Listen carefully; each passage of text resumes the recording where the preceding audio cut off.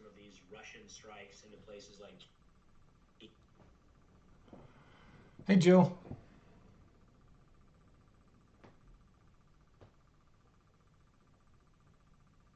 I'm getting my TikTok set up.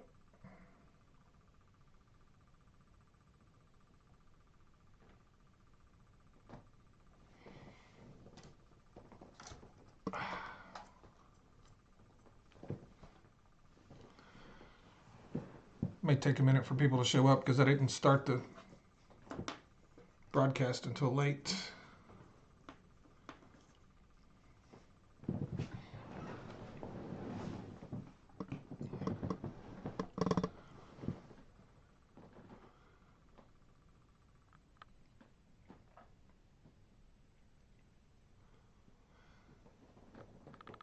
Hey, Raina. Hey, Manbel.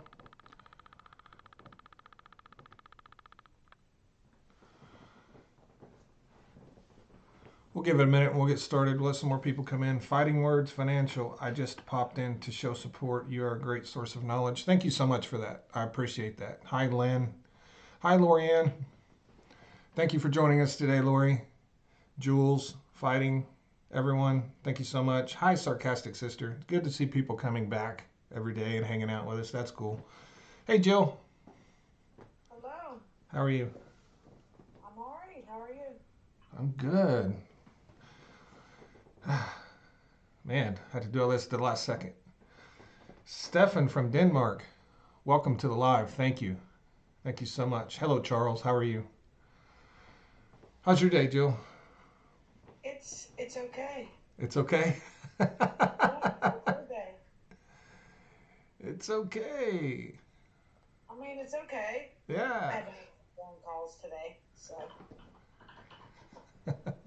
I was like, "Get off the phone! Hurry up! It's almost time." I get behind too. I was so busy making content. I didn't even get this up on YouTube until like 2 minutes till 2. So we're going to get started. Thank you, Bubba Gump. Thank you so much. Um, hello, Hamp from Venice. How are you guys doing? We're going to go ahead and get started. We're live on YouTube and streaming on TikTok. Thank you so much for the gifts. I really appreciate that, Cheese. I have a live goal up here for Corn. Please gift the moderator as well. She's here to help. Kristen from Ontario, thank you so much for joining. Josh says, Mr. Global, I think this format is this generation's fireside chats. I hadn't thought about that, but you may be right. Hi, Stephanie from Oklahoma. I'm from Oklahoma too. Thank you for joining. Hi, Shannon. Hi, Keith. Hi, everyone. Hello, Priya.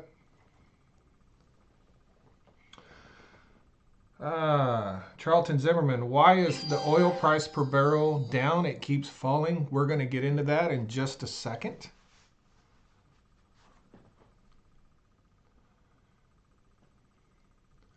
You did not send me a message on Telegram. You sent an imposter a message on Telegram. That was not me. I would block that person immediately. They're going to try to scam you on some crypto scam or something. That's not me. I don't talk to people on Telegram. Okay, so oil, I haven't looked in the last few minutes, but it's down. It's down again today. It was down to 65. It went back up to 66.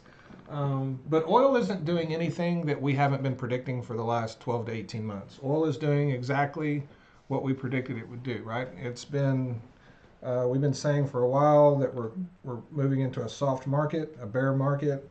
We see softer oil prices in 2025, and that's what's happened. And I've also said during this time that that's not necessarily going to mean lower gas prices. And we're seeing that sort of play out. We're seeing the beginnings of that. You know, with oil is down $66 range, gas went up today. And that's because as I've told you many times, it takes a much more significant drop in oil prices today to lower gas prices than it used to. We export a lot more gas. We don't have the refining capacity we used to have, even as, 2018, 2019. And that's why this idea that lowering oil prices by $8 to $10 is going to help gas prices? Not really. Not really. Yeah. It takes more drop in oil prices today to lower gas prices than it did even just a few years ago. And yeah, oil has recovered about $1.50 of its losses today, so it's creeping back up. Um, Markets are always changing. People look at historical data. You know, hey, oil was $50 and gas was whatever price. Then why isn't gas the same price now when oil is $50? Because there's 1,000 other things at play, right? There's a lot of things that affect market other than the price of oil, right? So we're going into a softening market. The economy is shaky. They're predicting a recession. Yeah, all things that are, hindering oil prices. People are betting that demand is going to fall a little bit. So, but that does not necessarily mean that gas prices are going to fall in any significant way, right? Gas is higher today than it was when oil was 70. There's a lot of things involved in this. It's not just oil prices, right? Russian oil exports pre-Ukraine and COVID 2019 were 5 million barrels a day compared to 4.5 million barrels today. That sounds right. I haven't looked at that recently. And there's other places in the world that are producing a lot more oil than they used to. OPEC is producing nearly around 4 million barrels a day less than they were just a few years ago. There's other places in the world that produce oil that have stepped up and filled that gap, and that's why they're doing that, to try to prop up oil prices. Dying Breed, welcome. Thank you so much for the gifts again over here on TikTok. Halfway to my goal. Really appreciate you guys. What will our electric bills be like this summer? I'm in minimal mode and not giving 1 cent to big corporations. I talked about this a little bit yesterday. Natural gas was up again today. Natural gas prices are rising, and we get a lot of our electricity from natural gas. If we have a really hot summer, which I suspect we will, I don't remember the last time we didn't. Your utility bills this summer, as far as your electricity, is going to be worse than it was this winter. So prepare for that. That is assuming that natural gas prices, hang out where they are. Personally, I think they're going to continue to rise myself.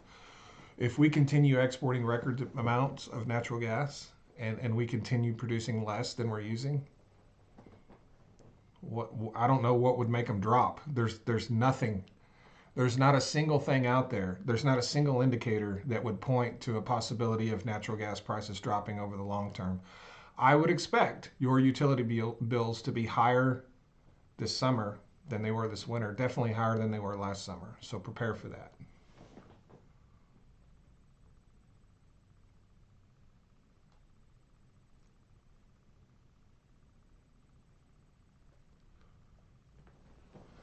At Jilly, this guy knows nothing about oil. Yes. Brett, did it ever occur to you that the reason I'm able to do this is because of my career in the oil and gas industry? And are you wondering why he tagged me? Brett, had that ever occurred to you? Are you wondering why he tagged me? I don't know why. Because he's these balls, and he got blocked and muted on the last account. So poor Brett. Say goodbye to Brett 3.0. Bye, Brett. Listen, it has never occurred to me once in my life to go into someone's live stream and talk smack about them because I disagree with something they say. Like, that's never occurred to me. I don't need, whatever that is, I don't need it. Whatever that need or want is to be fulfilled, I don't have that. The speech last night, I didn't see it. I didn't see the speech. I don't typically watch that kind of stuff. I don't care. It's just like I don't watch debates. I assumed that I would see a lot of highlights on social media today. Haven't really seen many highlights.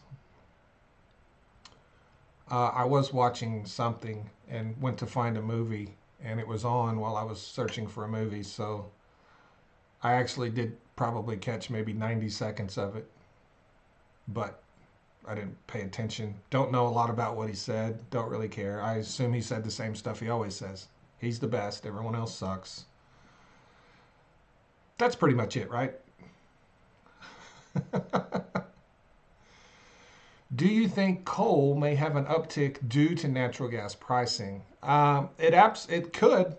You know, if we saw this in 2022, we saw our usage of coal increase in the United States because natural gas hit like $10. So probably needs to go up a little bit more. But yeah, we absolutely could see not a huge amount, but we could see an uptick in coal consumption for sure. 100%.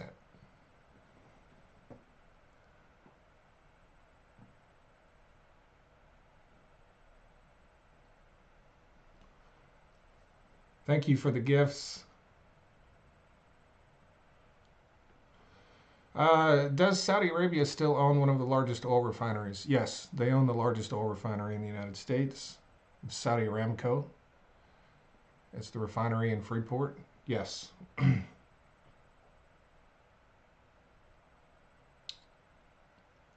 I did not see the rebuttal either. I'm about as interested in the rebuttal as I am the speech itself. So,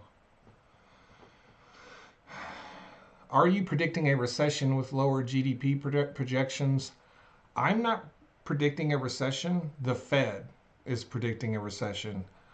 I'm not an economist. If the Fed says we think we're going to have a recession, then I will tell you I think the Fed says we're going to have a recession, right? It looks that way. But I don't think I'm qualified to predict that, right? So if the Fed says we're going to have a recession, then I'll tell you, hey, the Fed says we're going to have a recession, right? I'm really good at predicting stuff in the energy space. I don't feel like I have any business predicting stuff like that in the economy. But I'll certainly tell you that others are saying it for sure. I will certainly tell you when others are saying it. Coal traffic on the railroad work is about a fourth of what it was 10 years ago. Yeah.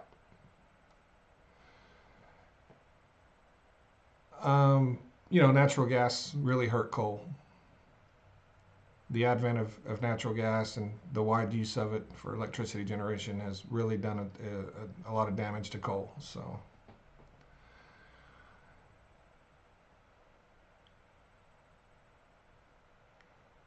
I've done some contract work for Exxon. I never worked for Exxon as an employee.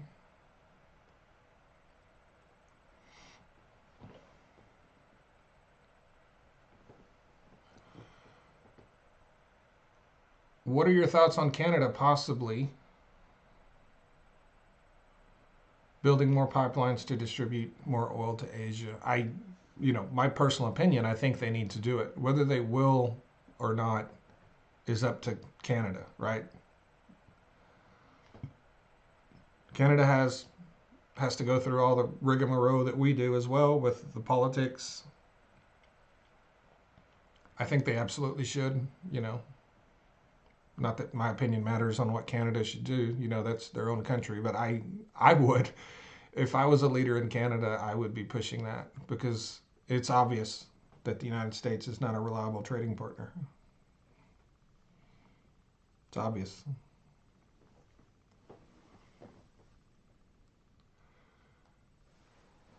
The con man felon was saying drill baby drill last night. I bet he was. Oh, he did. Yeah. He said it. Yeah. Not a thing. Not a thing. I'm even going to have a t-shirt that says drill baby drill. Yeah, that's not a thing.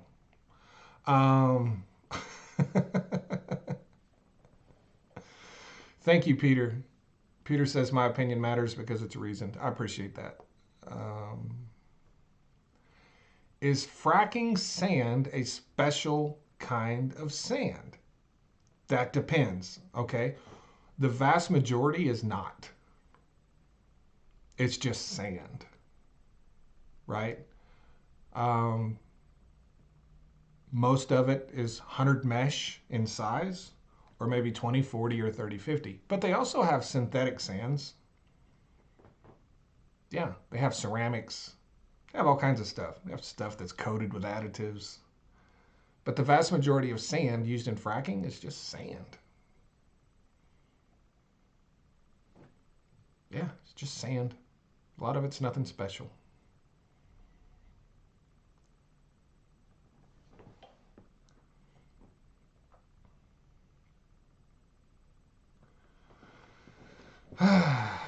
BlackRock has bought the Canal Portal. I have not read that.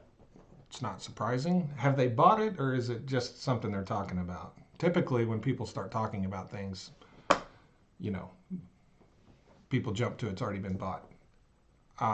It may have been bought. I just feel like that's really fast. Maybe they're just discussing it or something. I don't know. I haven't read anything about it, though. But it doesn't surprise me. Doesn't surprise me.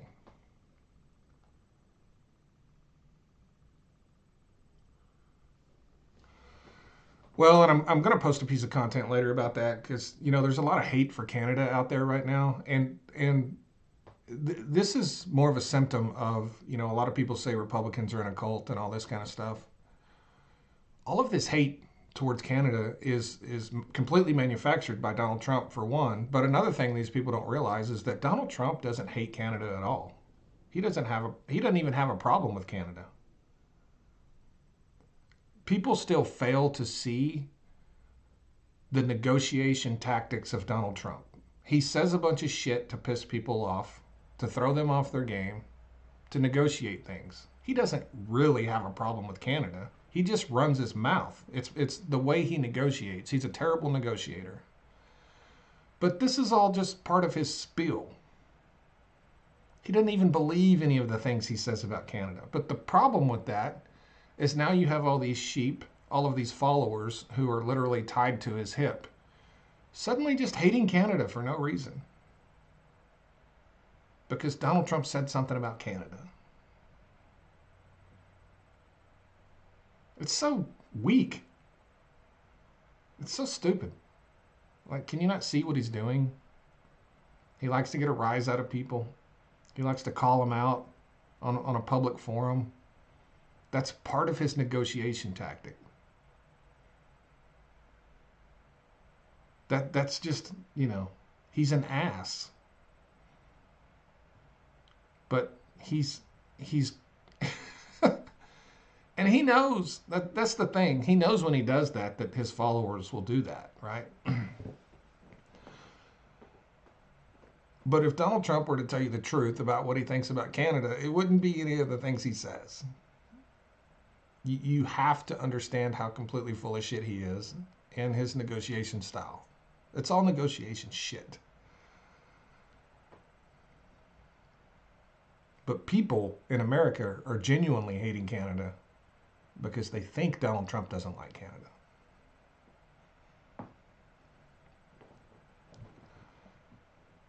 It's ridiculous. He's playing every one of you, playing you like a top, like a harp.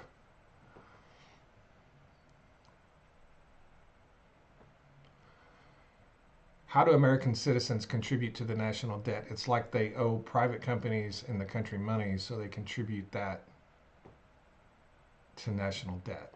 Our government contributes to the national debt by spending ridiculous amounts of money on things. Nearly $1 trillion a year on defense. If we didn't constantly piss the entire world off with our imperialistic nature, we wouldn't have to spend $1 trillion on defense, or 900 billion, or whatever it is.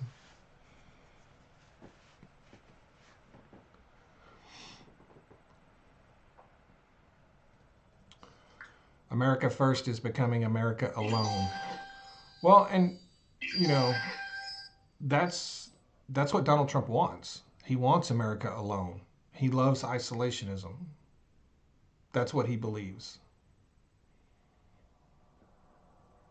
That's exactly what he wants to happen, is for us to be alone.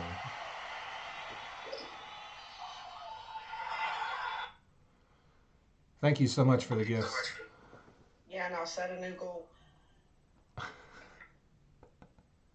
You know what I think I'm going to start doing? What are you So going to start there's, doing?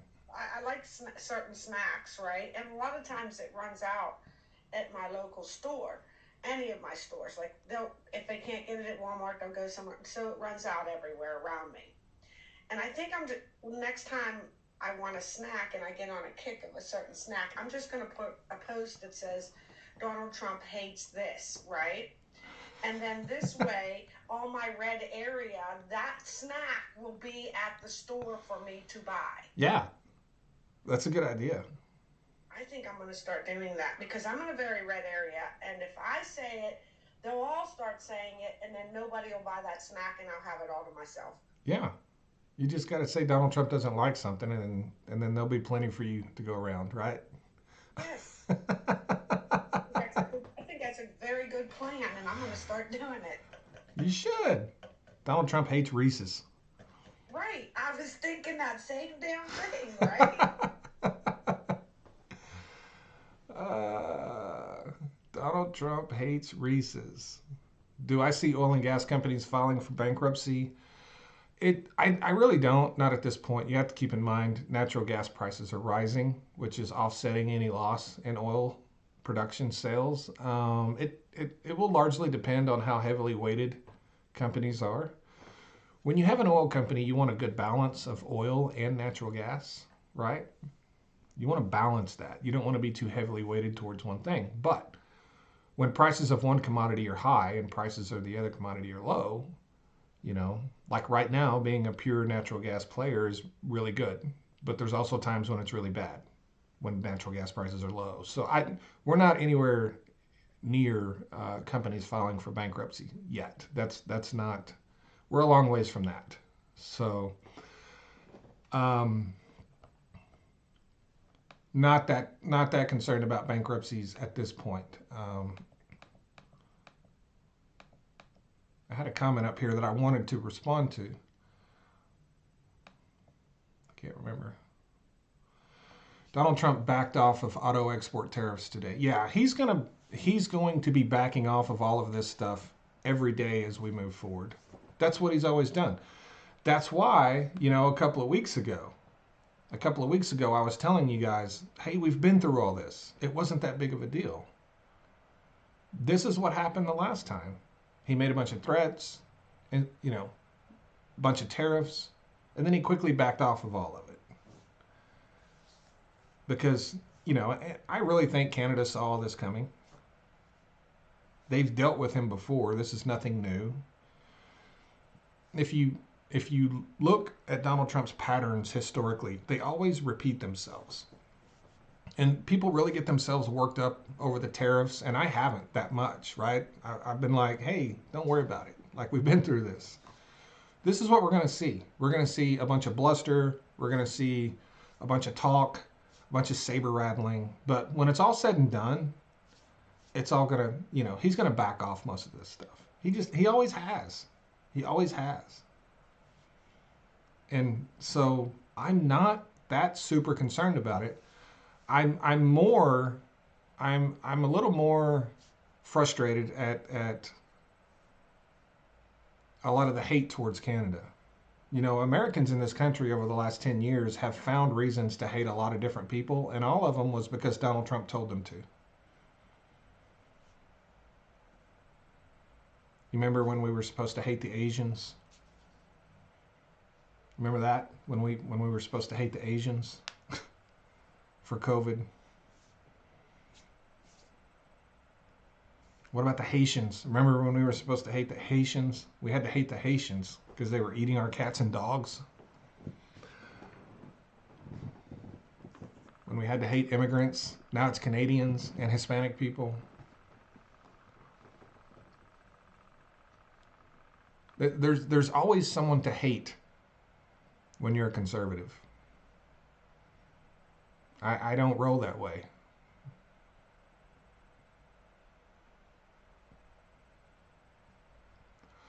I believe he does it to manipulate the stock market. He absolutely does it to manipulate the stock market. That's how rich people get richer, is by manipulating the stock market. That's it. Once you have that much money, it's easy.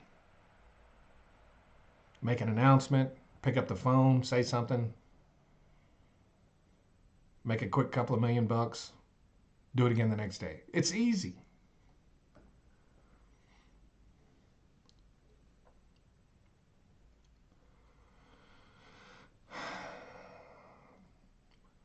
Smarty Pants, welcome. He says, don't hate us Albertans. I don't hate anybody.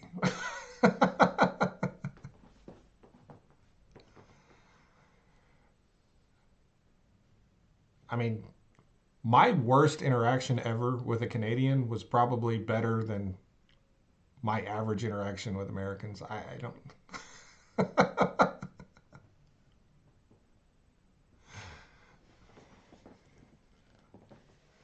I don't need someone to tell me how to think. I don't need someone to tell me what I should do. I can handle all that myself. I don't need any help from the president or anyone else. I can think for myself. I don't need you to tell me what's up, especially when I know you're full of shit.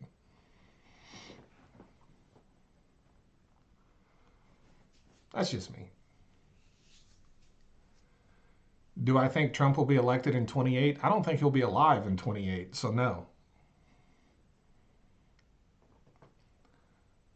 Trump is at that age where he's about to start declining really fast. I'm just telling you, it's we're already seeing it a little bit, but it's it's all down here from here. You know, they may keep him alive. Hell, they kept Dick Cheney alive. So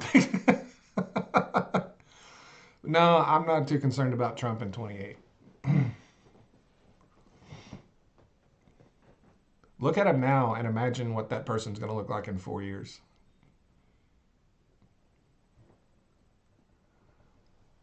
Listen, in 4 years, Donald Trump's probably going to be 30 or 40 pounds lighter, and then he will actually maybe be the weight he claims he is.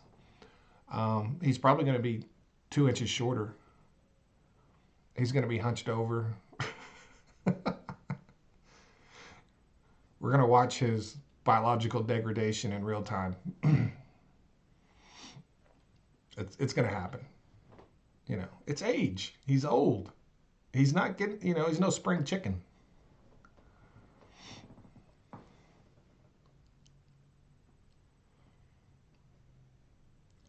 Part of life.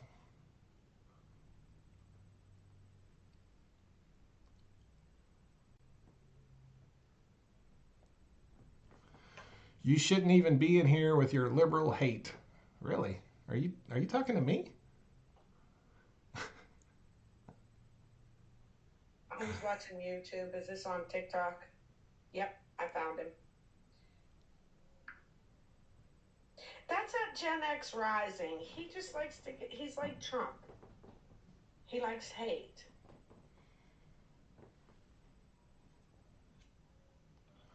With the amount of federal layoffs and a recession coming, what region of the country do you see jobs lasting? Man, that's hard to say, That's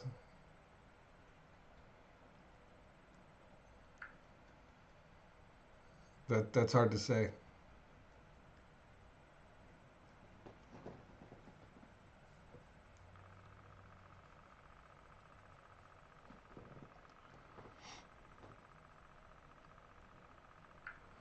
I would highly recommend watching Minister Jolly, interviewed on BBC. I think you'll change your mind about us not understanding what is going on. I don't know what you're talking about.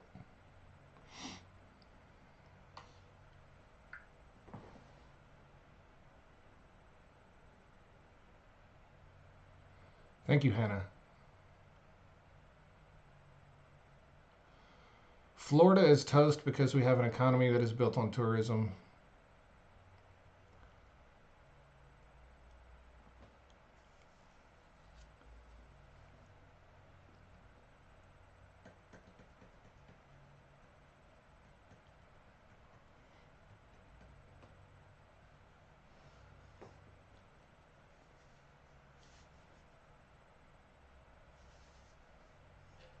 Thank you, sir. I appreciate that.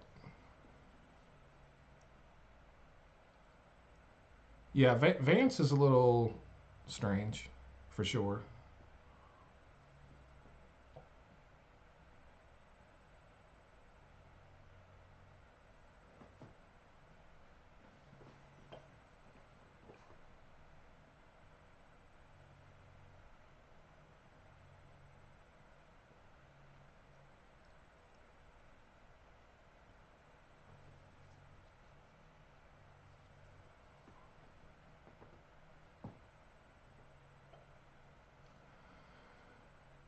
Louis says the work is going to be in red states, fields, and ranches. You mean after we bail them out? Is that what you're talking about? We're going to have to bail them out if we want to work there.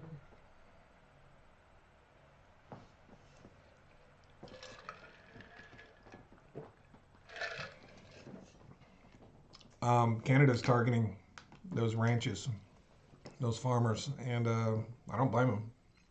You know, we're targeting theirs.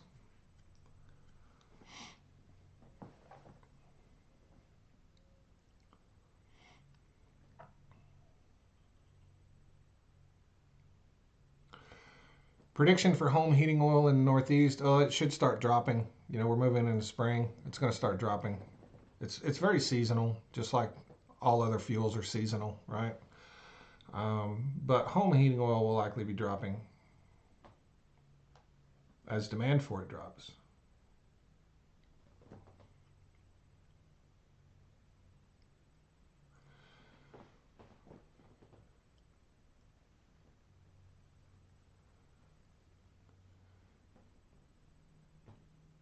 Can you comment on Saudi oil reserves versus the United States and Russia? I can, but it's not going to be accurate because the numbers we see on Saudi oil reserves are, many of us believe they're largely inflated, and we also believe that about Russian oil reserves. Trusting Russia or Saudi Arabia with their data on their oil reserves is like trusting China. You cannot look at those numbers and with any amount of confidence, right? But I do believe Saudi has plentiful oil reserves. They have a ton of spare capacity. It's not so much about the reserves as it is our availability and access to it quickly. That's what really matters. It takes the United States a long time to ramp up production. Our oil is not easy to produce. It's hard to produce. It takes a long time.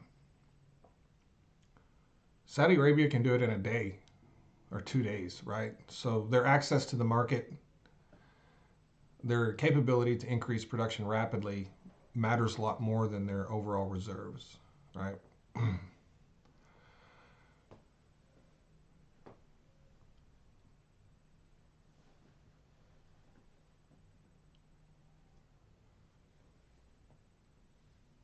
So there's a comment down there that says, Mr. Global, I stopped by the live last night to tell you your name is in everybody's mouth. Now you were sleeping and we were laughing and she was great because yeah, she come by to tell you your name is in everyone's mouth. Really? Lovely. Why will we have to bail out the farmers? For the same reason we had to bail them out last time Donald Trump was the president. Retaliatory sanctions. China is sanctioning the American farmer. Canada is sanctioning the American farmer. I suspect Mexico is going to sanction the American farmer. We are going to have to bail them out. The American farmer does not just service Americans. Some things you can just see coming from a mile away. This is one of those things.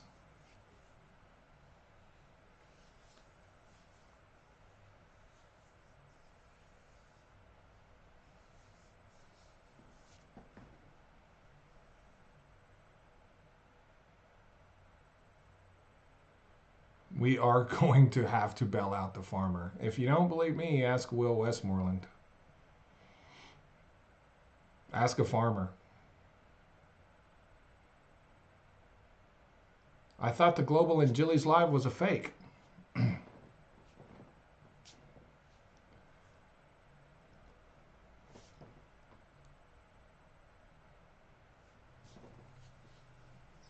you want me to reply to that? That was Apollo. I know. Oh. It was funny. Did you see China's warning saying they were prepared for any type of war with the United States? I did. I did see that. China don't give a fuck.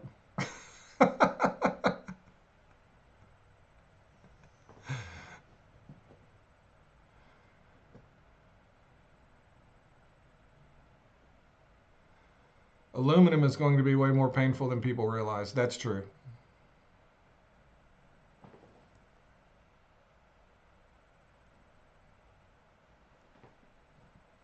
That's true. So, look, the best thing that can happen for the American farmer and for everybody is for what I hope to happen, and that's these tariffs get quickly rolled back. That's, you know, at the end of the day, there's a lot of people out there that want these tariffs to be in place and they want them to stick. There's Democrats that want them to stay in place so they can use it against Republicans and Donald Trump. There's Republicans that want them to stay in place because they believe Donald Trump. How about we just do what's best for everybody instead of worrying about scoring political points and sacrificing farmers and other people in our country? Instead of sacrificing those people, how about we put an end to it? Maybe, you know.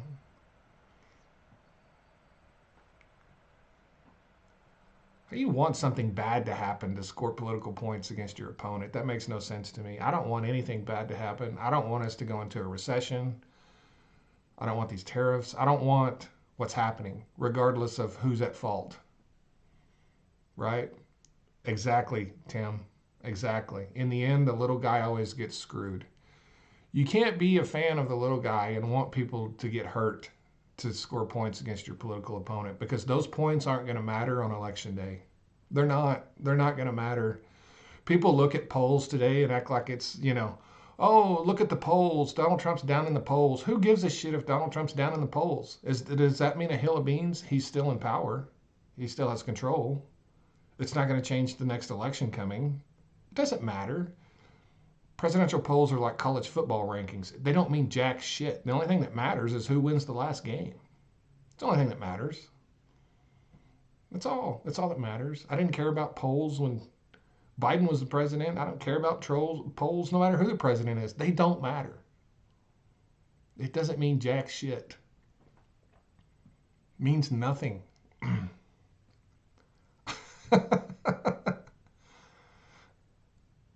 Polls are for people who care about polls.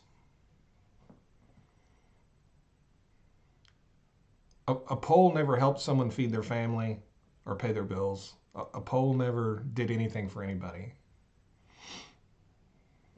I don't care about polls.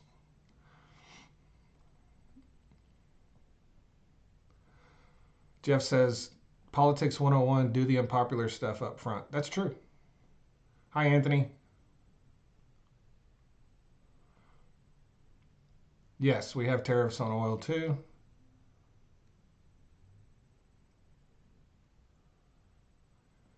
Kristen says, this is what happens when billionaires and sycophants are digging roots into the federal government. I would agree with that.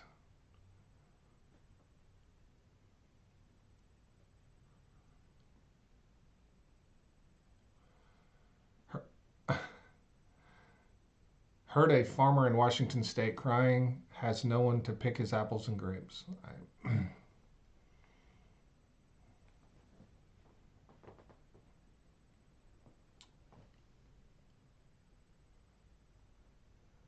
Does the United States process Canadian oil from Western provinces for gasoline? Yes, we do.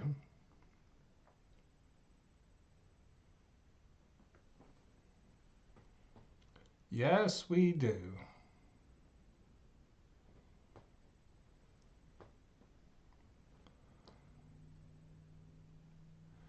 Yes, everyone was behaved, Jill. This is YouTube. Was everyone behaved on here as well? Probably not, huh? I don't know. It moves too fast for me to keep up. Are the oil carve outs still in place for Canada tariffs today, or does it all fall under 25%? No, the oil carve outs are still in place 10% last I looked.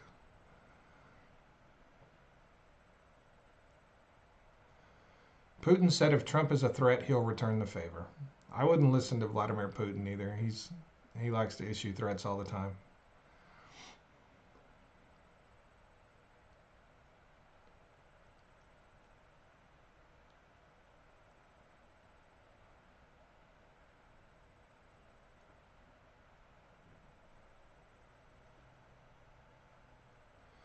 Quebec considering stopping U.S. electricity exports to the Northeast spot market.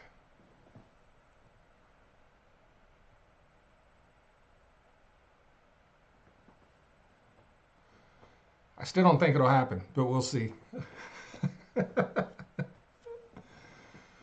Will the tariffs affect oil changes for vehicles? I mean, I don't. They shouldn't. Not really.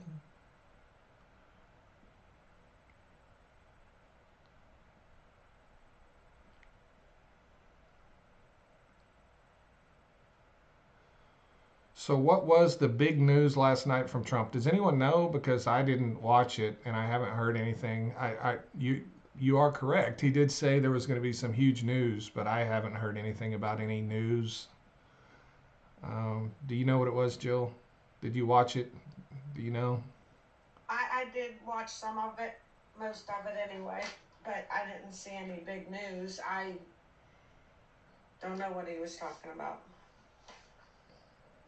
Other than, like, if you consider him saying how great he is, then that must have been the news because.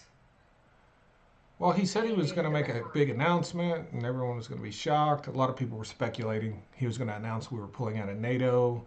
And maybe that was his plan. And maybe someone said, hey, you can't do that.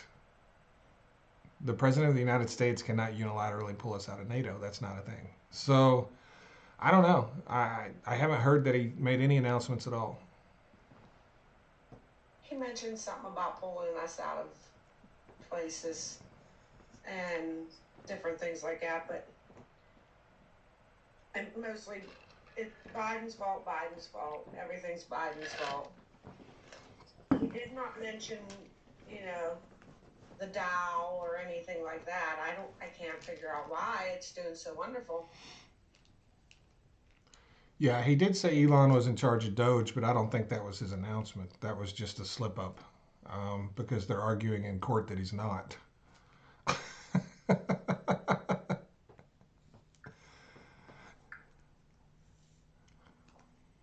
I did hear about the transgender mice thing. Yes. Wow. And of course, now it's on a loop on every social media site that we have transgender mice. Wow.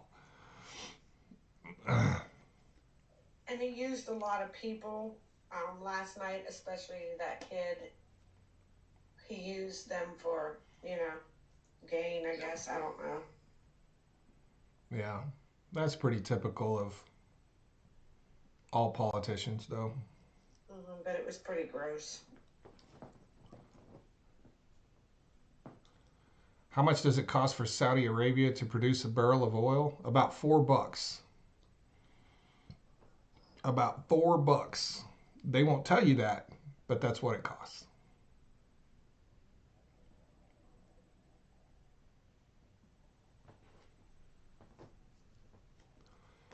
Yeah, I know it's not transgender mice. I was making a joke about it.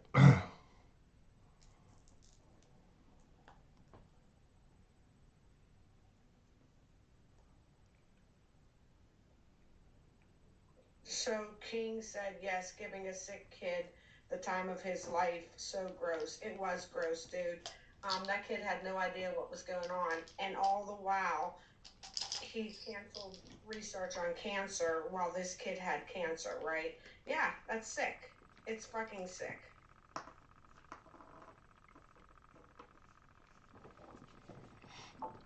Yeah, I mean, if he hadn't cut research on cancer, that might sit a little differently with some people. But you know, politicians do this all the time. They're always finding someone to stick in the crowd that they can, you know, Yep. they can exploit for personal gain. Because that's what it is. It's exploitation for personal gain.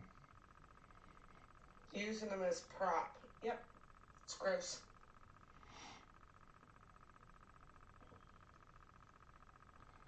And you know, maybe the kid did have a time of his life. Doesn't change the fact that he's being exploited for someone else's personal gain. You know. Um,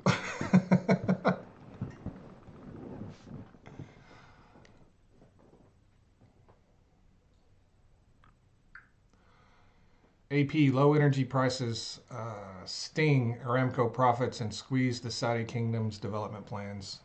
Yeah. We'll see what happens if oil prices continue to fall. I don't think they're going to fall much more.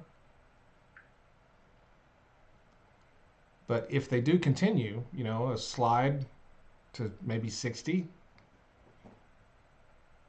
OPEC may respond with cuts. We'll see. OPEC may respond with cuts, but they may be done cutting. They may be like, yeah, we're not cutting anymore. But who knows, right?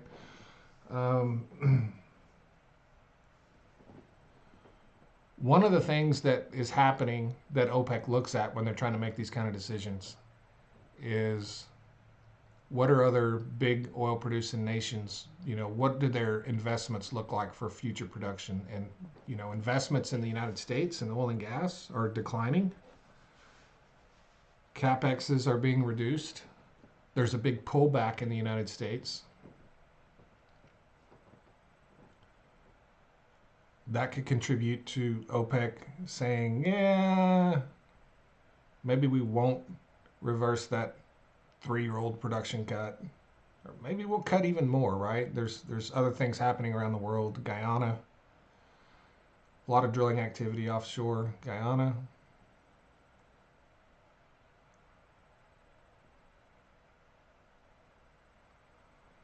Did you read the article that Congress is afraid to act because they don't want their families targeted? Well, then you shouldn't have been in Congress. That's the first hurdle to get over when you decide to run for Congress is if you want to put your family through that. And if that's your concern, then you shouldn't have ran for Congress in the first place. People ask me all the time if I would run for public office, and the reason I say no is because of that right there.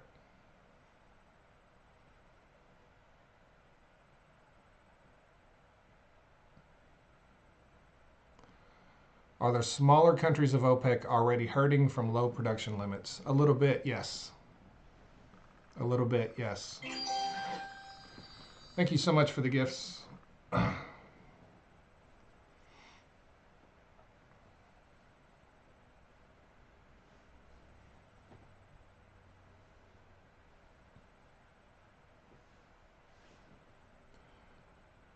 Can the USA pull more oil from South America? Yes, we can.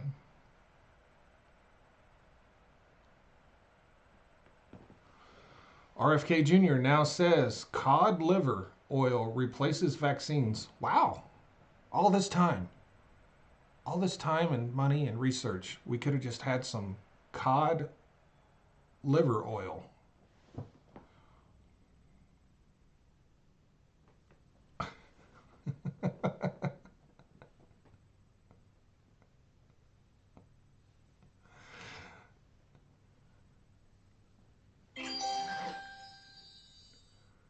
What will tariffs do to my company? Tariffs won't have any effect on my company.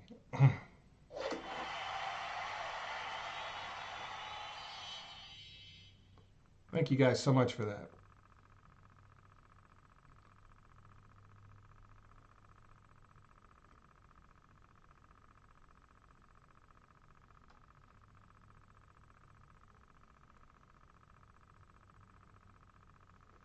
Reset my goal. Ah, thank you guys so much for the gifts.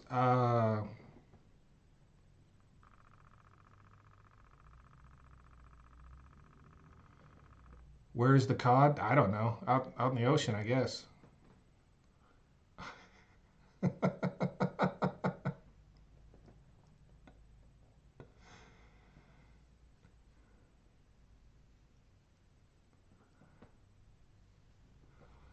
I don't feel like a lot of people. I mean, I'm sure there's some, but does anybody, do Republicans even listen to RFK Jr.? Does anybody take that guy seriously? Honest question. I don't know.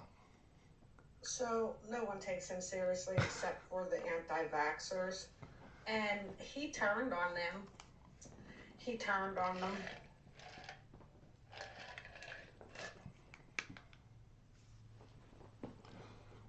It's funny that he's an anti-vaxxer and Donald Trump had all of his vaccines and then made him the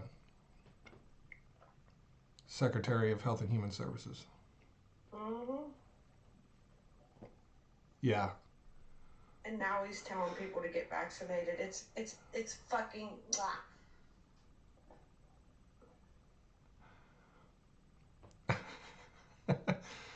Canada, you better wait. Jeff says you better wait. See how much we're going to mark up cod. In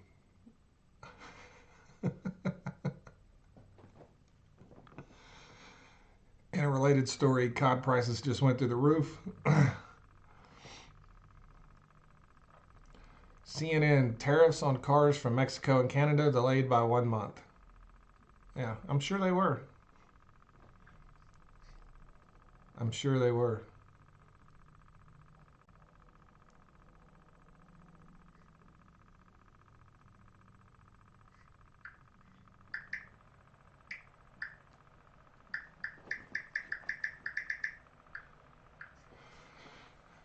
That's why I was curious on Mr. Global's take on subsidies. Might have scrolled off and missed Silverback.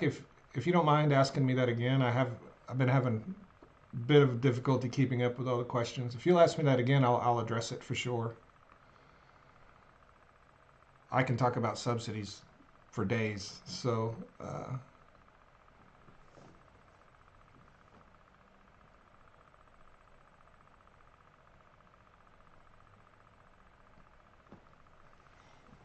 yeah, I saw the Fox News report that the $80,000 truck became a $100,000 truck.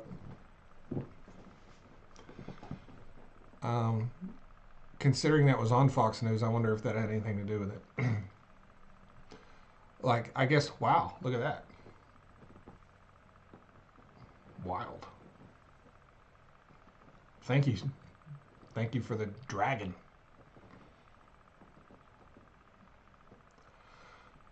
Where was I?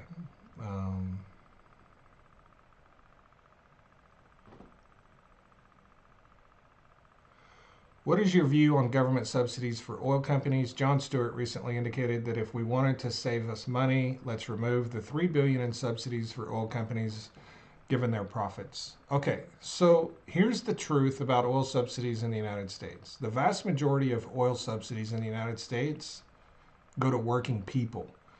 The vast majority of oil subsidies are wrapped up in the heating assistance program where, the taxpayers help the poor and middle class pay their utility bills.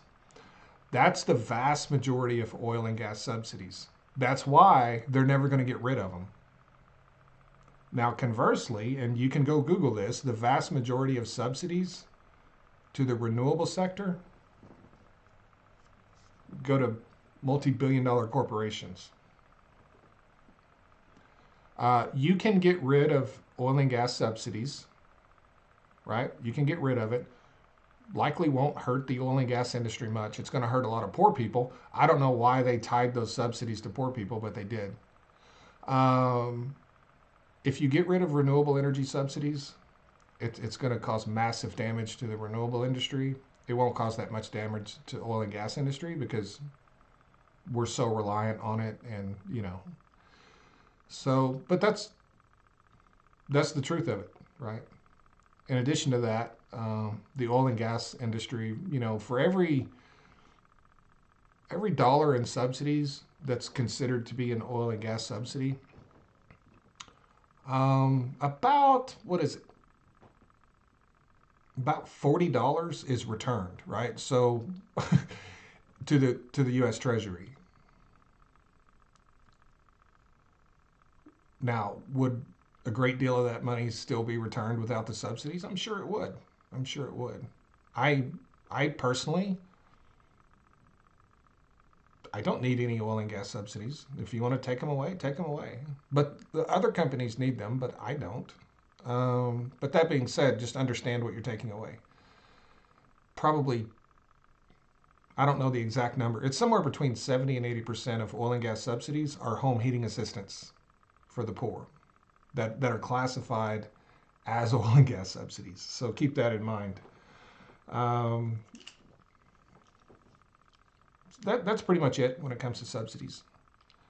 Boeing is by far the most subsidized company in the world.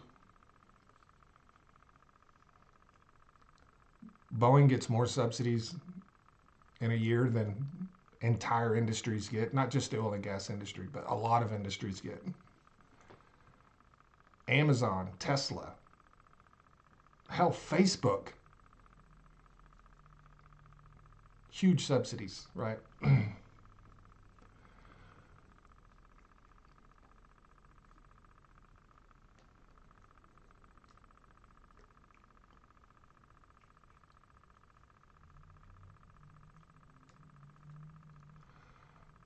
Thank you, Mr. Global. I didn't know that's where they went. I assumed they went to oil exploration due to the petro lobbyists. So the vast majority of the subsidies, the oil and gas subsidies that aren't given to people to help pay their bills, does go towards the IDC, which is the intangible drilling cost deduction, which is a tax deduction that oil companies get for creating oil production through drilling or other means. Right? So the money you invest in drilling new wells, you get a tax break for that. You get a tax deduction. If you set aside the home heating assistance program, the vast majority of the subsidies that are left over goes directly towards that. It also goes toward reservoir depletion, the depletion deduction. Those are basically the two main things.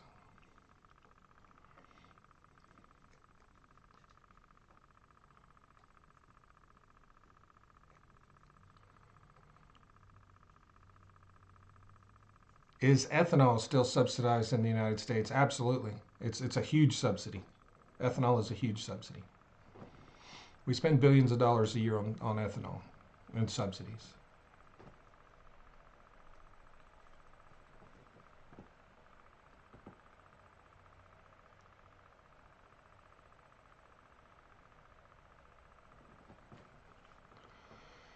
Jan says, Facebook gets subsidies? Unbelievable. Why would they get subsidies? Because the way we define subsidies in this country, basically every company gets subsidies the way we define them. Pretty much all of them get subsidies. Pretty much every person, every taxpayer, every person in this country gets subsidies. Your personal deduction on your taxes, that's a subsidy. Your child tax credit deduction is a subsidy. Your mortgage interest deduction, that's a subsidy. Since we've decided to label tax deductions as subsidies, everybody gets subsidies. Everybody gets subsidies. That's how it is. You get to write off, donation to a charity, that's a subsidy. Because we have defined subsidies as tax deductions. The government isn't writing the oil and gas industry checks. They're not writing, Facebook checks. They get special tax deductions because of the type of business they are. It's, you know what I mean?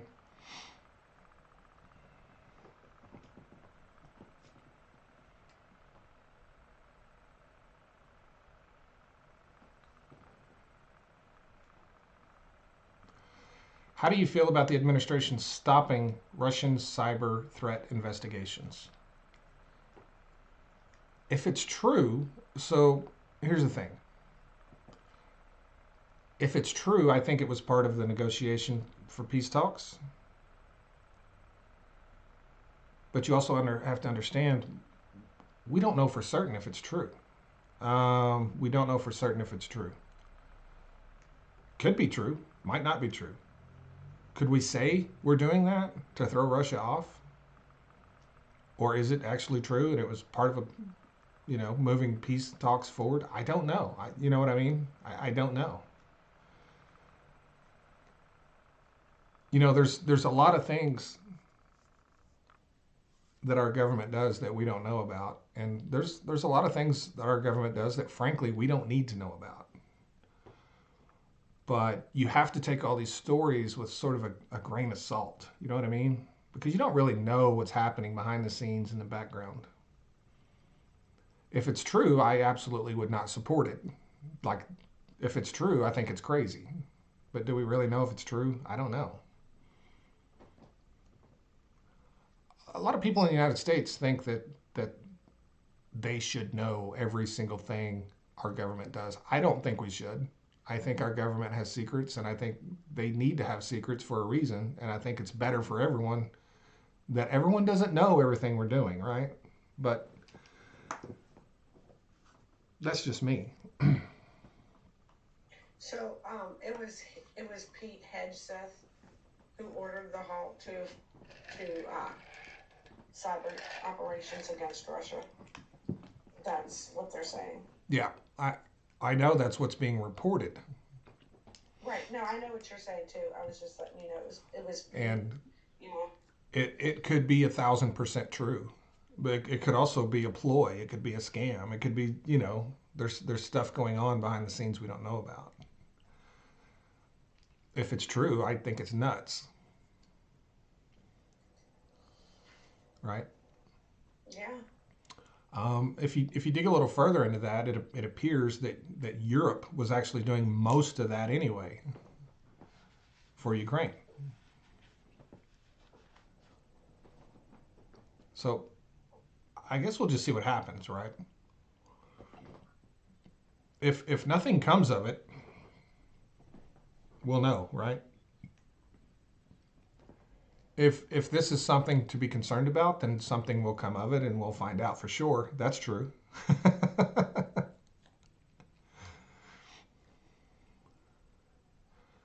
Someone in the Pentagon says it wasn't true.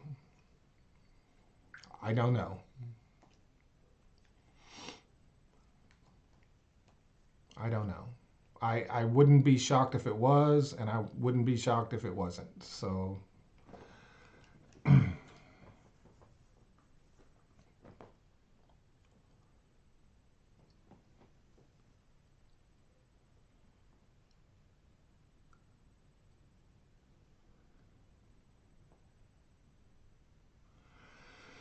Rubio was being shut out of Secretary of State matters, looking like an empty suit. I was never a huge fan of Marco Rubio, but there was a time when I thought, even if I don't agree with a lot of the things he believes, he does seem like somewhat of a normal person. But it's funny how when people get to those levels of government, they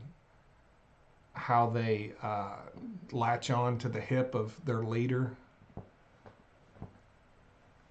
It almost feels like he's sold his soul for that position. And you can see it on his face. In that White House meeting, you could see it on his face. Yes. Everything he had ever said about Ukraine was completely wiped away before that meeting, or during that meeting. You have all these Republicans in old videos just a few months ago coming out talking about how much they support Ukraine, talking about how important it is that we continue to support Ukraine. And they just flip overnight.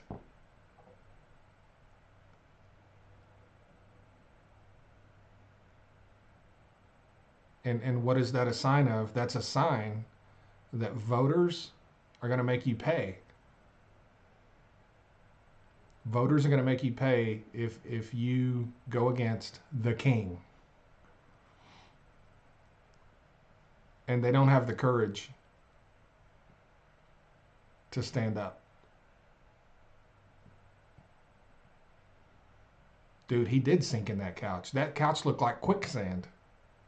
He looked like he was sitting on quicksand.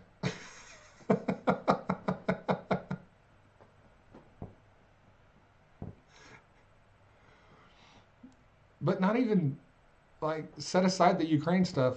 All of the stuff that Donald Trump has done and said about Marco Rubio. He's basically just shit all over him his whole career. And here comes Marco running when he's offered a job. What's he supposed to do? Say no? Hell, he'd probably get booted out of office if he said no, right?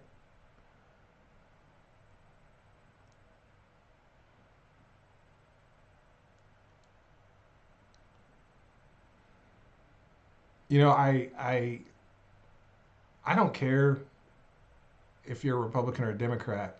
One of the things that I can't stand is when people don't stand up for what they believe and they just follow the lead of whoever's supposedly leading the party. I cannot stand that. We need more opposition. And we can't have all of the opposition sitting in with the side that's supposed to be opposed. We need some opposition within each party. That's how each party gets better. And one of the problems with political parties in the United States is there's no opposition within the parties themselves. All of the opposition is external. When all of your opposition is external, it don't matter. The only opposition that really matters is the opposition within the party. We don't have that anymore. On either side, really.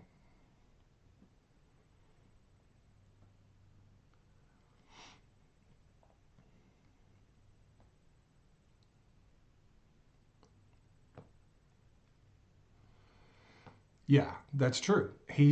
Listen, Marco has kissed the ring. Marco Rubio has kissed the ring. He's sold his soul.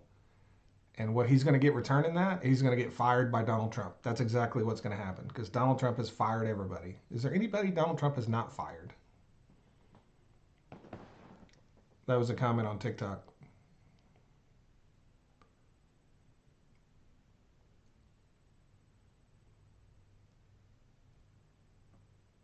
By Jen. You're absolutely right, Jen.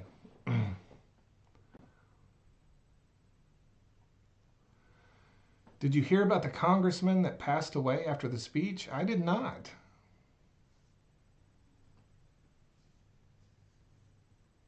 I did not hear about that. Did you hear about that, Jill? No, I didn't. Congressman from Texas. Wait, the one that spoke up? They kicked him out? I don't know. Everybody's Googling. Because that was Al Green that spoke up.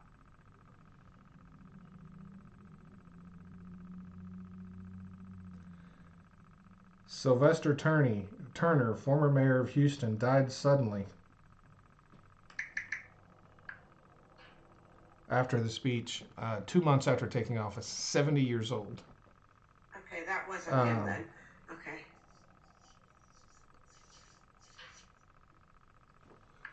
Which, you know, I mean, we elect 70 and 80-year-old people to Congress. They're going to die. You know what I mean?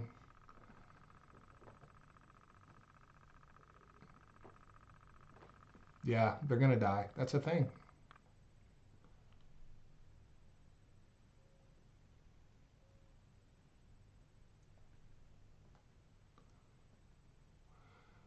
Look at Mr. I'll sell anything on TikTok. How much do you think I got for your mom, dude? No, you did not go there. How much you think I got for your mom? I didn't even get a whole sandwich. I got half a sandwich and one of those tiny little bags of potato chips that they give little children. That's what I got for your mom. Oh, but at least she made you a sandwich. I didn't even get it from her. She was too fucking lazy. Wow, that's fucked up. Was it in the basement? I was like, can I not get a whole sandwich? And they were like, for that? Hell no, I ain't giving you a whole sandwich for that. I'm going to have the other half.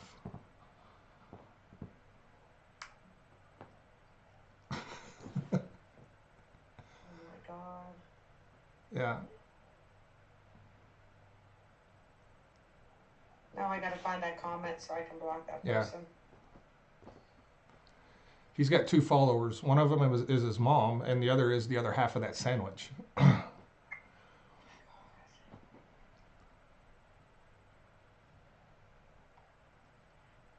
And Joe's doctor visit went well. I see that.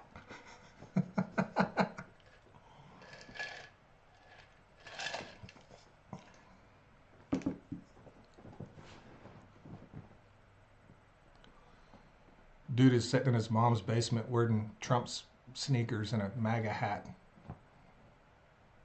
Talking about me selling something on TikTok. Okay, we'll find that comment. I'm sure he'll comment again.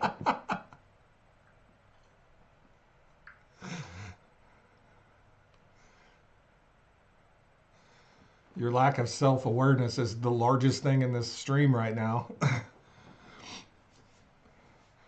Hey man, thanks. Someone just gave me $2 for the sandwich. Country. I I- see that and I was laughing. I feel bad, Country. If you want to take that back, because listen, you overpaid for that sandwich.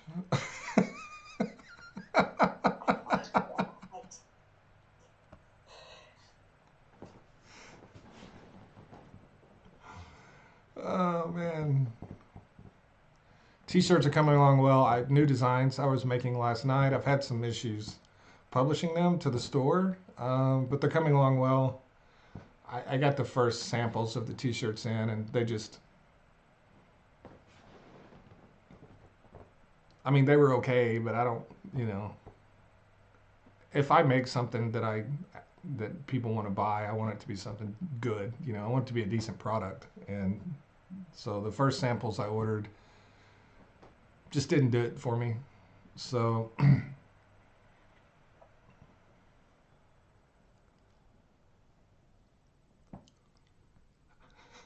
the Dow came back strong today. What did the Dow do today? When I looked earlier, it was up a couple hundred points when I looked earlier.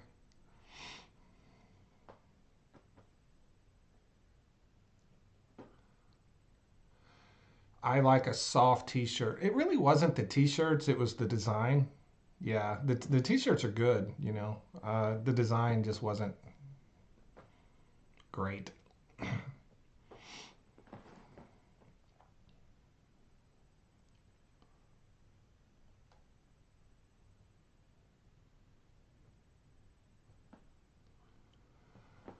Do you see Canada putting in new pipelines? I don't know if I think they should, is my opinion. If they do, we'll see if they do. I think they should, but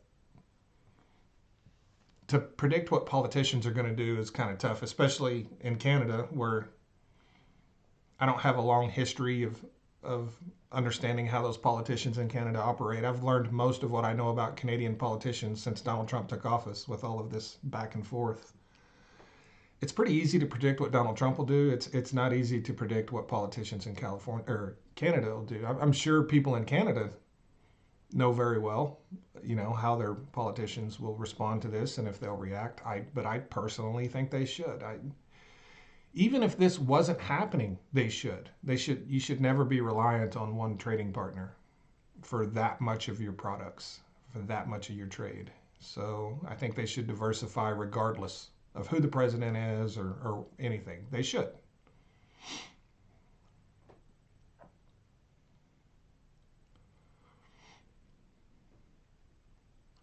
Even OPEC nations are diversifying their economies.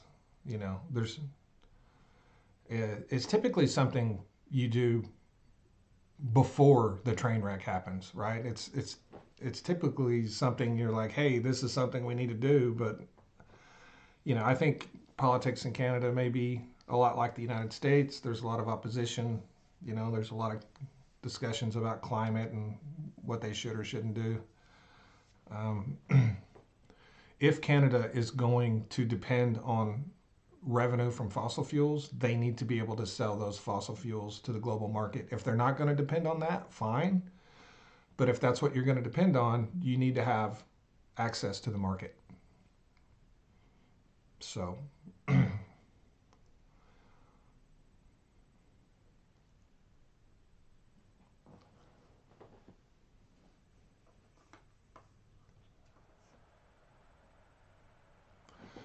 still got to build baseload electric plants and a strong grid for those wind turbines, windmills. Absolutely.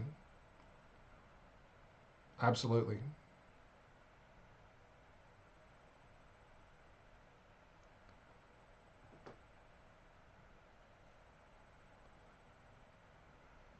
So, Stephen, that's one thing I'm confused about. Does Canada not have a set election day? I've heard a couple of people say this. We have to have an election by a certain date. Do you not have a day, or are you saying that's the day?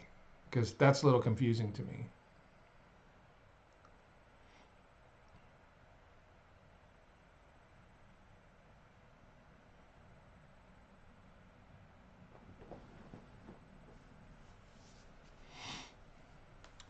Merck, thank you for the super chat.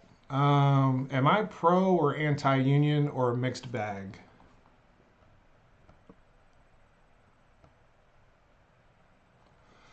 I'll say this: I'm pro-union, but I've also seen unions get too powerful. A union should never be more powerful than the company um, that that their workers who represent work for. That you can't have that, right? So I am pro-union, and I don't know what needs to occur to stop um, unions that are far too powerful. You don't want anything to have too much power, whether it's a government or a union or an organization. You don't want to consolidate too much power anywhere. So it's not really about unions. It's about anything, right? And we've definitely seen um, examples in the past where unions had too much power. We've also seen instances where they didn't have enough, right? So how do you balance that? How do you govern that? How do you handle that? I'm not an expert on unions, but typically I'm pro-union. Penny says there always needs to be checks and balances to tamp that power down. That's exactly what I'm saying. Are battery banks a good idea for wind turbines? They're a good idea in the future. Currently, here's the thing with battery banks. They currently don't have any longevity, right? The amount of time you can rely on your battery bank systems right now is far too short. That technology will progress, and those things will improve over time for sure. So, what are they going to look like in 5 years is the real question. What are battery banks going to look like in 10 years? There's a lot of them being installed right now, but um, if your whole area lost power for any significant amount of time, they'd only buy you a day. They'd only buy you about a day right now. So, but that will improve. I do not oppose any kind of energy. I do not oppose any kind of energy, whether it's storage of energy or the way energy is produced in itself. But I do believe in common sense and how we utilize energy to go to certain areas.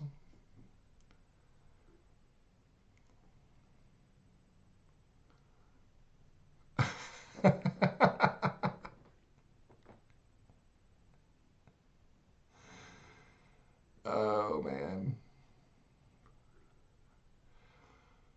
When do you think Musk will go through Congress and Senate to be confirmed? I don't know. I don't know.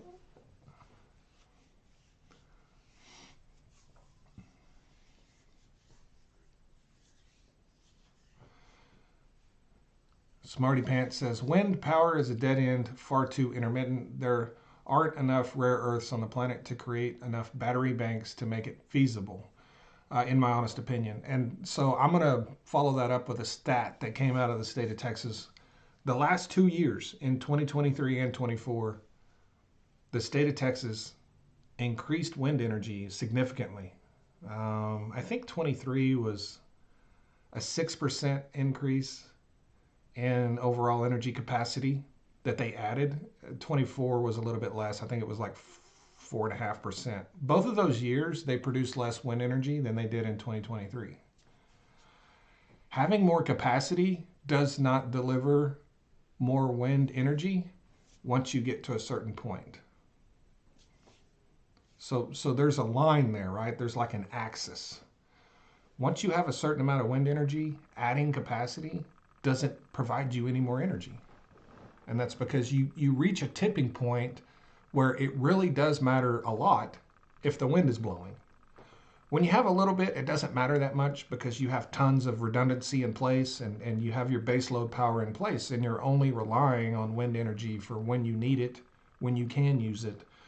But when you rely solely on wind energy, that's when you start having issues. That's when you need that base load power. That's when you need that backup power. And, you know, as of right now, wind energy is always needs to be backed up with natural gas. And the thing is, you can't just shut down a natural gas plant. You can't. It's more efficient to leave it running 24 hours a day than it is to turn it on and shut it off when you need it. It uses so much natural resources on the startup of those things, it's actually better to just leave the damn thing running. So that's, you know, a great point by Smarty Pants. Also, where you deploy wind energy is very important. Wind works great in rural areas that don't need a lot of energy, but you can't have a ton of wind energy in a manufacturing, you know, base or somewhere with a large industrial base. It can't keep up.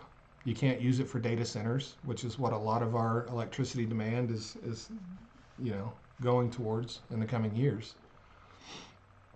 Certain things can't have intermittent power, certain things can. So where you have wind energy is just is very important. And we've installed a lot of wind energy around the country where it doesn't belong because billion-dollar companies were getting subsidies to do so.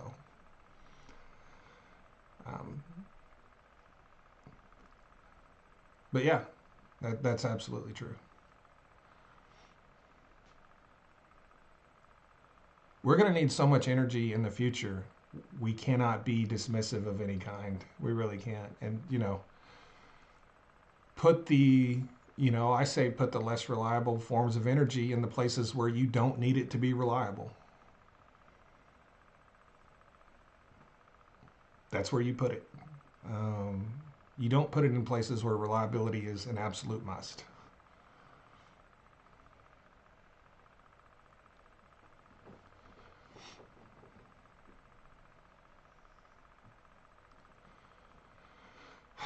I'm concerned about Trump's replacement. Man, I don't even want to think about that.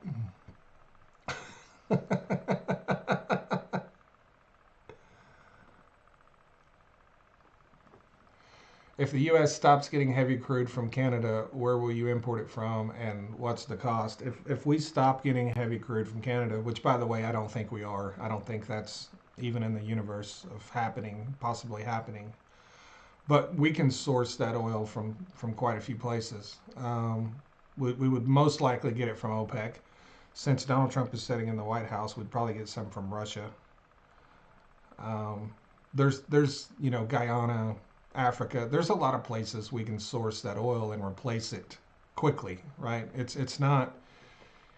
It wouldn't impact our supply that much, if at all, if Canada cut us off.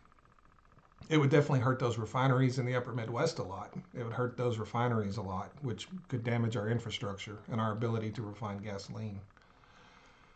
but we can replace it. To do so is going to cost us money, right? Because the oil that we would purchase to replace the Canadian oil would be more expensive. It just would. I haven't looked today. WCS was 56 bucks yesterday. Whatever we would purchase to replace it would likely be over $70 a barrel. So, so we need it for cost. Like, we don't physically need it because we can't function without it. It just drives down our prices. It increases our profit margins for refiners. So.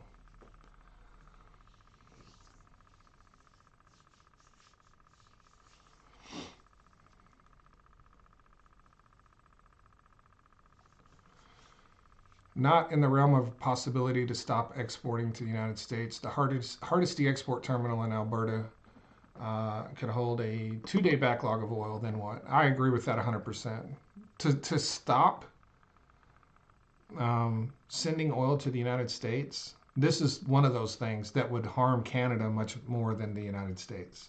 The United States can easily replace that oil, but if you bar companies in Canada from exporting oil to the United States, you pretty much bankrupt those companies pretty quickly. Like, it would be really bad for Canada. That's why I don't think it's going to happen. Like, that would be a severe self-inflicted wound. And that's why I'm like, it's not going to happen. It's not going to happen.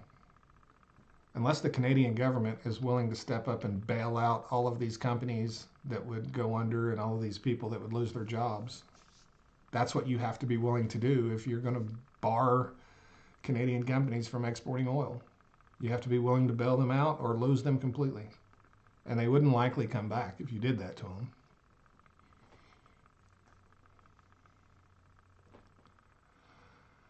The full cost of I don't have my glasses on. 1 gigawatt wind project in China is $400 to $500 million at 7% interest. This results in electricity cost of, what is that? 1.5 cents a kilowatt hour.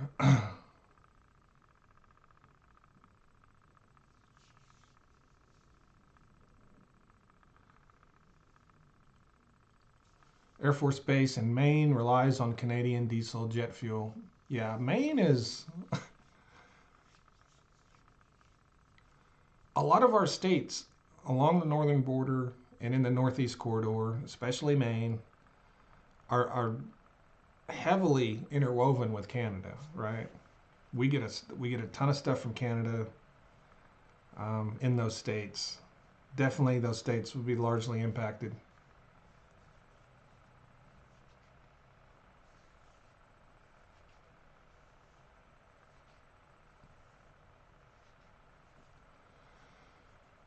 PL says, when the auto workers got too strong, the manufacturers moved to Mexico. That's exactly right. That's what I mean by a union being far too powerful. Literally drove manufacturing plants out of the country. And where are those people now, you know?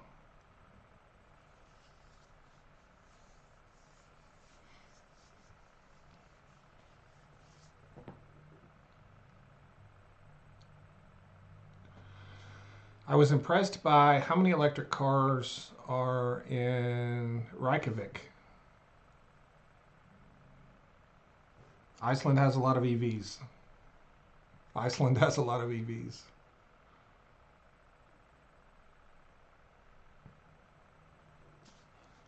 $80,000. I also heard that today too. 80,000 VA workers being let go.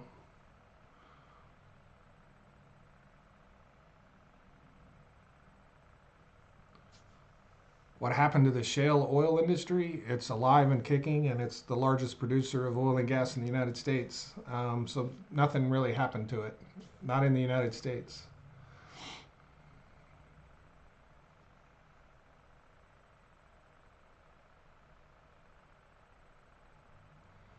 Did you see the presser that Daniel Smith just had? I did not see that, but based on what I've seen, Danielle Smith say in the past. I bet it was interesting.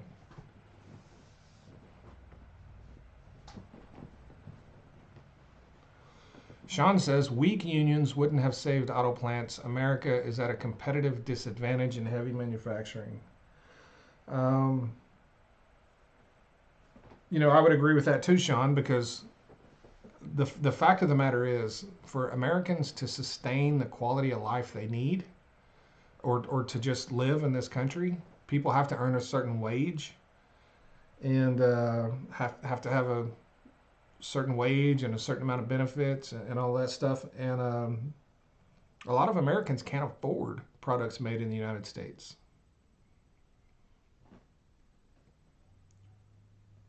Regardless, many times, regardless if a union even exists or not, right? That's why we're so reliant on China. We don't have that pool of labor that China has. So they don't have to pay those people nothing, you know?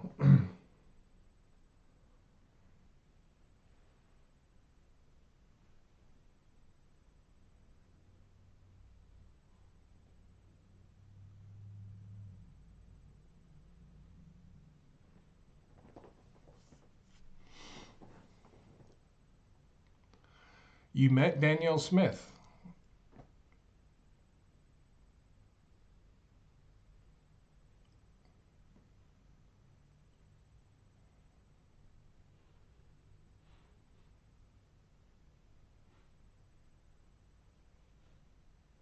How did that go?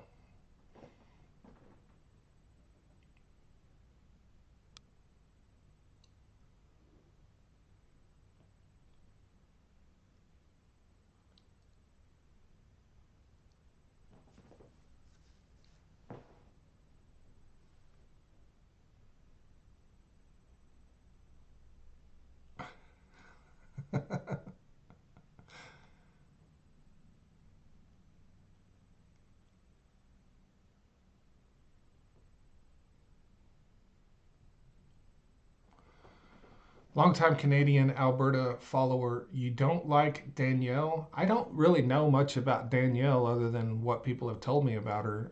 The only thing I've ever said about Danielle Smith was that she lied when she said pipelines lower gas prices. That is absolutely a lie. That's never happened once in the history of the world. That's pretty much the scope of my knowledge about Danielle Smith. So I don't really have an opinion either way of Danielle Smith other than she's a liar. But, what politician isn't?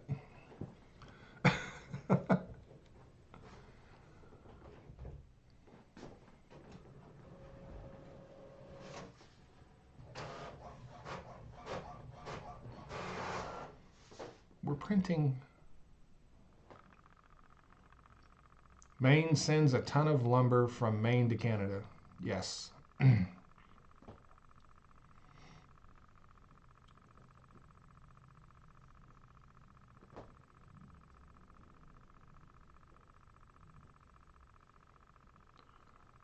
Smarty Pants says she looked great in her Wranglers. Okay. uh,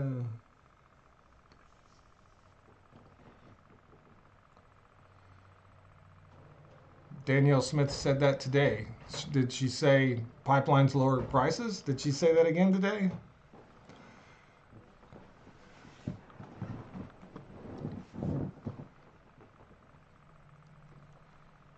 Here is what I would like to see just one time. Just one time. If anyone knows anyone in the media, right? Just one time. When a politician says pipelines lower prices, I want one time for a journalist to ask the question, can you give me a single example of that ever happening?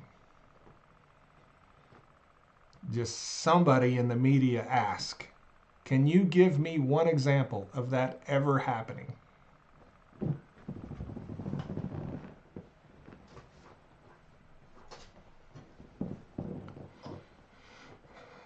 But it's not a thing. Are you on Red Note?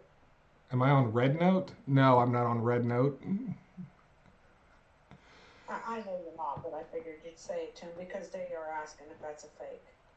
There's fake Mr. Globals everywhere, including China. No, I'm not on Red Note.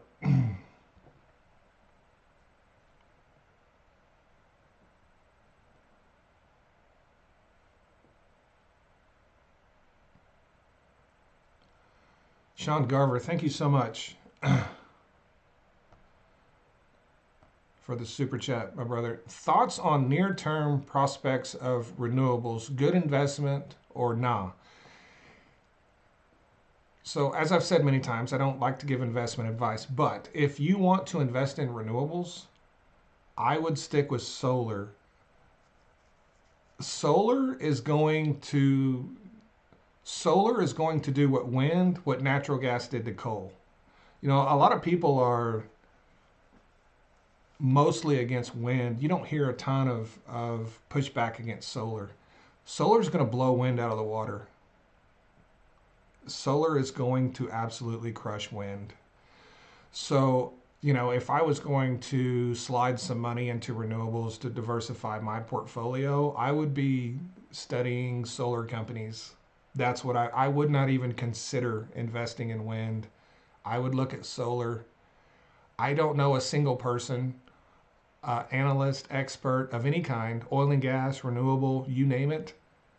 Every single one of us say, if you're going to invest in that, invest in solar. So that's what I can give you, Sean. If you're looking at that, go for solar. Solar has so much upside. The stuff we're going to see solar do in the future is going to blow our minds.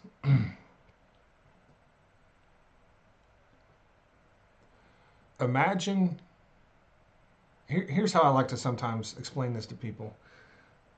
Imagine solar is cell phones, right? You remember the first phone, the first like cell phone, like the great big, you had the bag phones, right? We had bag phones, and then we had those great big cell phones. And then imagine, you know, what does cell phones look like now? What are their capabilities? What's their size? Like all of that. That's what's going to happen with solar. That's what's going to happen with solar. Today you see a roof covered in solar panels. They even make shingles that have solar built into them. In the future, those solar installations are going to be 95% smaller. That's what it's going to look like in the future. So I'm just telling you, it's coming. And I would invest in solar. The price of it is going to continue to drop. The capabilities of it are going to continue to rise. That's my advice on investing in renewables. Stick with solar. That doesn't mean you're going to make money, by the way. Any company can go bankrupt. I'm just telling you, your odds of success are much better with solar than wind.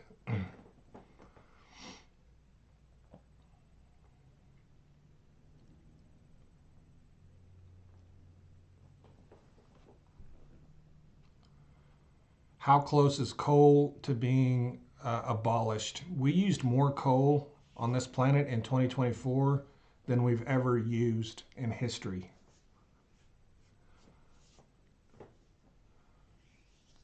So if you're talking about globally, it's not even on the radar of being abolished. If you're talking about in the United States, yeah, we've reduced coal consumption dramatically in the United States. But globally, 2024, we consumed more coal than we ever had in history.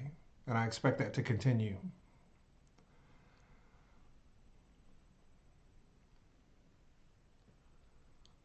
$7,000 IRS workers laid off today.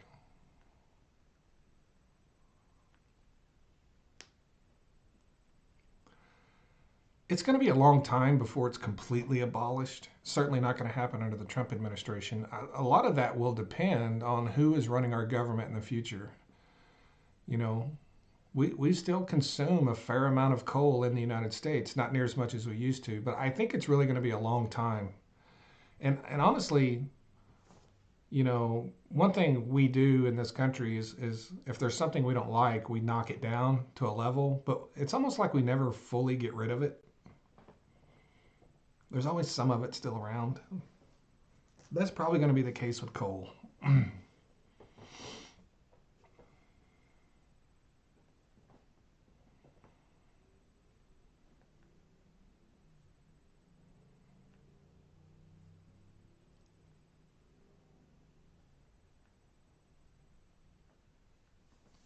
And there'll be a lot of places in the country where there's no coal, but you know, there'll still be places that use it for sure for a long, long time. Thank you, Fairness Doctrine.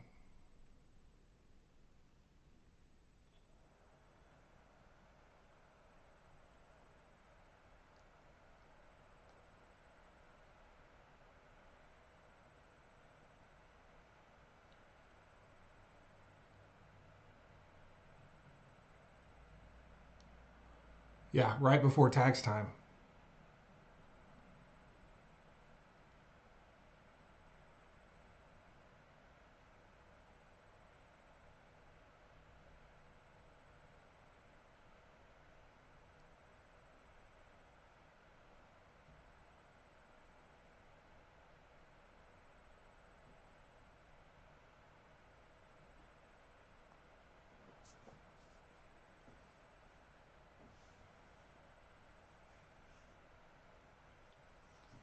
Thank you, Bruiser. I appreciate that.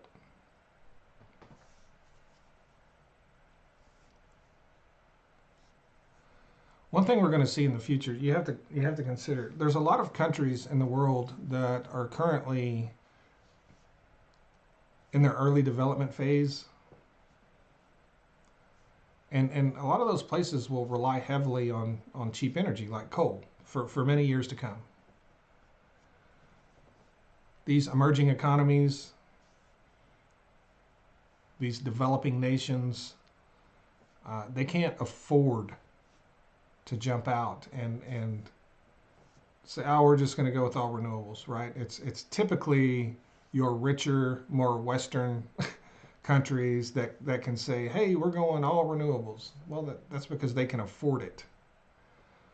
Um, they can't afford that in India, right? And they're putting a lot of renewable power in India, but India's oil consumption is rising drastically. Just little things like the number of cars they sell in a year, like things like that, are just growing just at crazy rates, right? That's what happens when a nation's economy reaches a certain phase in its development, right? Sort of the mid phase where it really starts to take off. And you're going to see that in a lot of countries around the world, and they're going to rely on a lot of coal. China still uses more coal than anybody. I think China uses like twice as much coal as the rest of the world. China uses a ton of coal.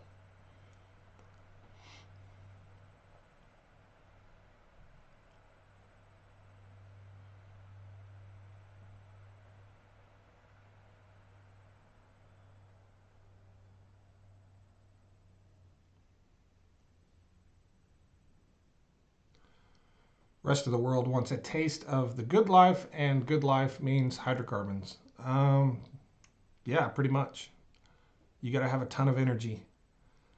You got to have a ton of energy to deliver a quality of life for your people. And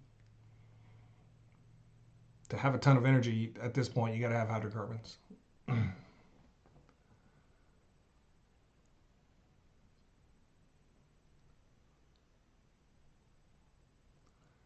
China is Australia's largest coal customer. I think, don't quote me on this, I think the United States, or I think China is our largest coal customer as well. It was last year, or not, it was in 23. I don't know if it was in 24. Um, coke also comes from refining heavy oil. That's true. And petroleum coke is a very important product globally. Thank you, Beth. Thank you for joining us today.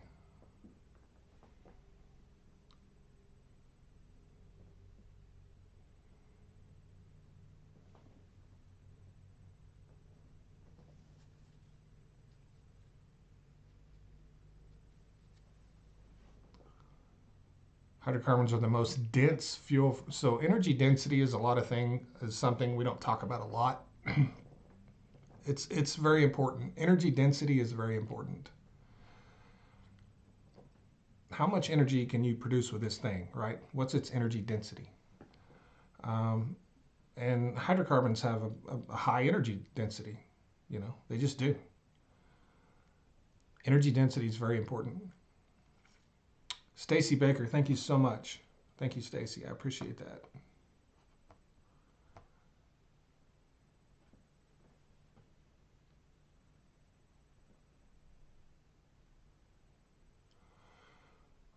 Love your show. Is there a platform that you know of that can fact check or more importantly, provide rebuttals with actual citations to show that's what these politicians are saying are true or false? If you're talking about the oil and gas industry, there's not a platform with just like fact checking data on it. That's basically what I do. I think it's because, for one thing, it's not very important to a lot of people. But for another thing, it takes quite a bit of digging and research when fact checking. There's some things that are easy to research when fact checking politicians about oil and gas stuff, but there's a lot of things that have a ton of nuance, and you have to have a ton of knowledge and really a good understanding of the history involved in that specific area or place, geographically speaking, to really know and understand if something is true or false, right? It's not a matter of looking at a single data point often. Sometimes it is. When Donald Trump says he refilled the Strategic Petroleum Reserve, you can go look at one data point and see that's a lie, right? When a politician says pipelines lower prices, there's not one data point that you can look at and determine if that's a lie. You have to go look at a lot of data points. You have to go look at historical pricing. You have to look at when these pipelines opened and what occurred, right? There's a lot of things to look at. And typically things that are a little bit harder to find the truth on, you won't find a lot of fact checking on that. People want to fact check on singular data points, right? Sean Garner, thank you so much. Sean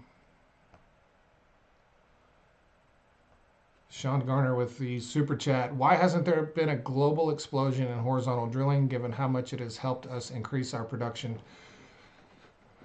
So horizontal drilling, just so we understand, it is global. It's happening all over the world, but you are correct in that there's not an explosion in it. But the reason there's not an explosion in it is because horizontal drilling is not required everywhere you go.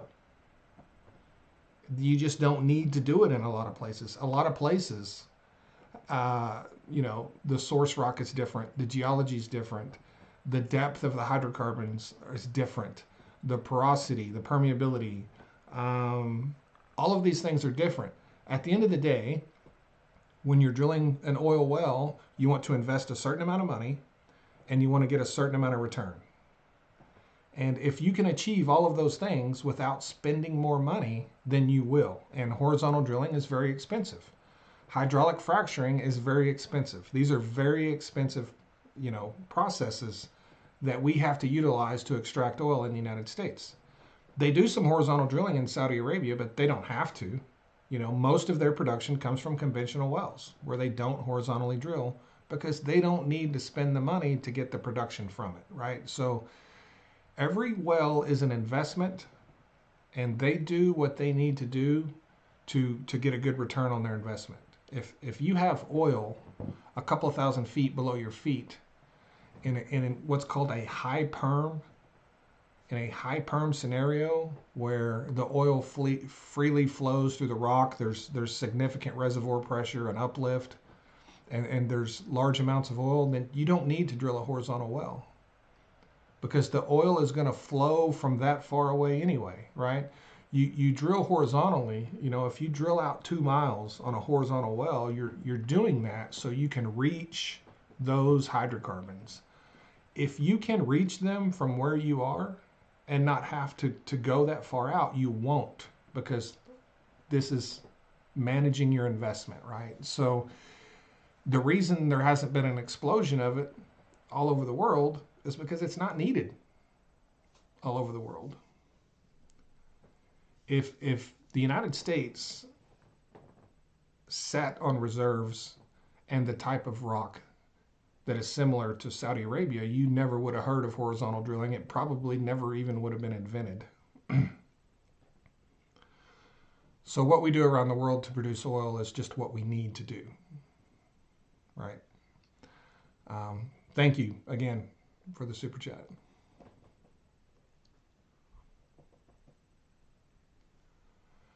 How much does a horizontal rig cost, and how much oil can you expect to get? So there's not really any such thing as a horizontal rig.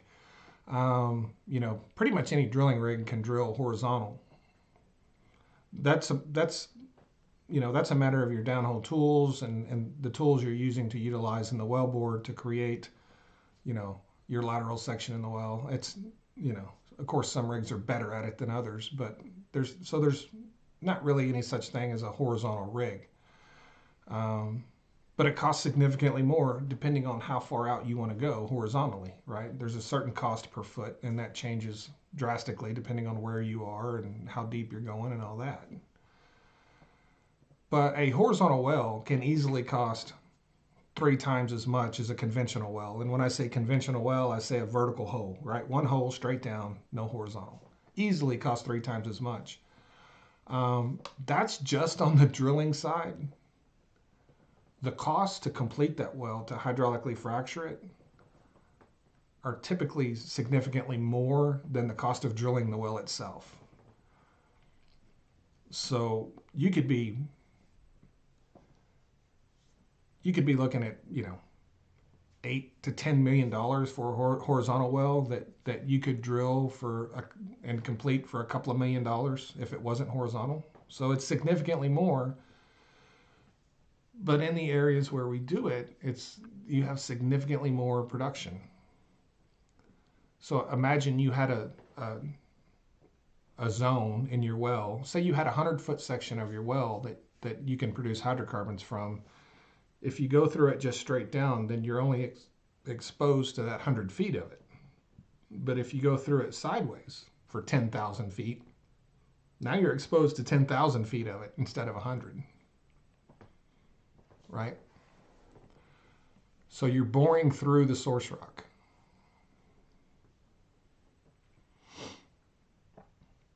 And a lot of that can depend, you know, I've drilled and completed wells, big horizontal wells for 6 million, done it for 10 million. It depends on the company. It depends on their contracts. It depends on the rock they're drilling. It depends on where they are in the country. There's a lot of things that can greatly move the cost of all of that. If you have a failure, if you have a serious problem, that can really balloon your cost. So there's a ton of things that go into that. But to drill the type of wells we drill today in the Western Anadarko Basin where I live, you're looking at about $10 million. But those wells often produce, you know, 2,000, 2,500 barrels of oil a day, a few million cubic feet of natural gas. So they're good investments. Big investments with big returns.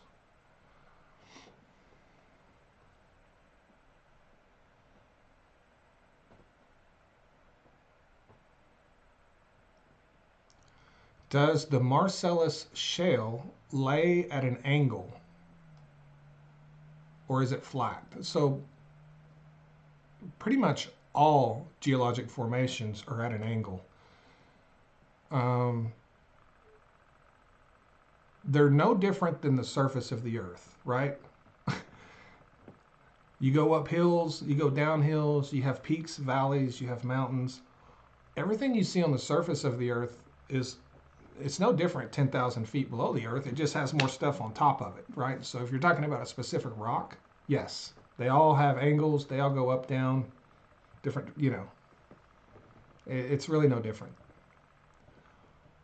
Whatever existed in that place, you're talking about things that occurred before the earth even looked like it looks right now. All of the land mass on the earth was in different places when this oil was being formed. When these geologic structures was being formed, you know, this was as continents were moving around the Earth. Like, this didn't happen when the Earth looked like it does today. This happened. This is how many hundreds of millions of years ago this happened. You know, I hear terms like the Cambrian period, the Paleozoic period, the Devonian period. These are all geologic times. And, you know, whatever is laid down is just laid down on top of whatever is currently existing, right? So, yes, everything has angles, peaks and valleys, all that kind of stuff.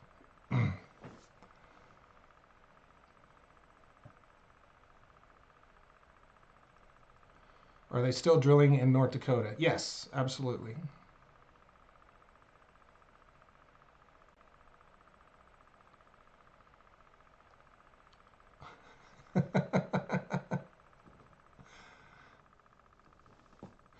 What country has the best quality of oil? I think the United States has the best oil in the world myself. Because, and that's just not an opinion from an American. That's, a lot of people think that. A lot of people in other countries think that. So,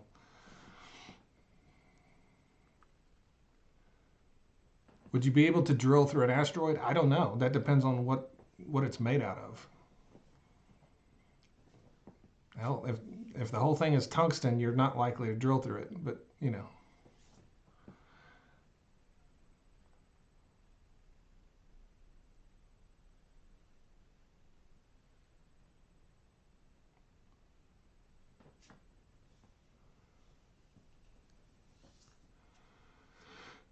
What is your account name on TikTok? Yeah, there's a lot of ripoff accounts. It's Mr. Global 2, TOO.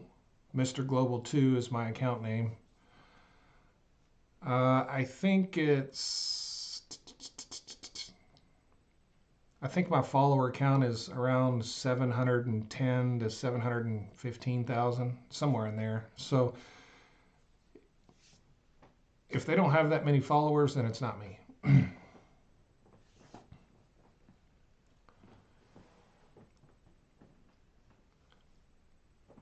Thank you, Jill.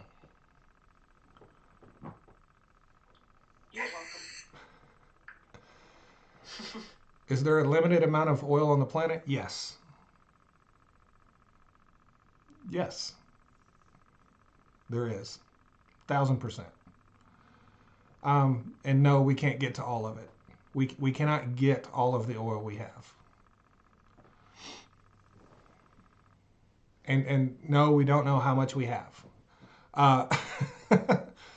When you look at articles or pieces of data that say, you know, this country has this much oil, this country has this much oil, that's not accurate. That's not a thing. We don't know how much oil we have. We know how much oil we have based on what we know.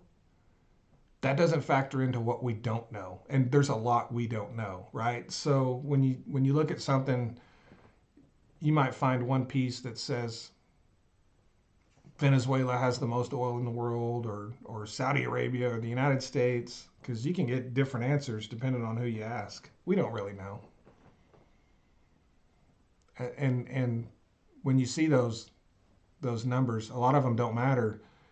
You know, if you see someone say the United States has more oil than anyone in the world, it doesn't matter. It doesn't matter if we have the most. It doesn't matter if we have the 5th most or if we have the 10th most. The only thing that matters is how much can we get to? How much can we produce? That's the only thing that matters. So when you hear Donald Trump say we have the most oil in the world, that may be true, could be true, doesn't matter. We can't get all of it. The only thing that matters is what you can produce. And we know we can't produce as much oil as other countries over the long term, as of right now. That could change easily in the future with new discoveries and new techniques. But it's not enough to just have the most oil. That you could have the most oil and not have access to any of it. If you can't make $1 producing it, then you're not going to, so it doesn't matter if you have it. And that's where a lot of confusion around that stuff goes, you know.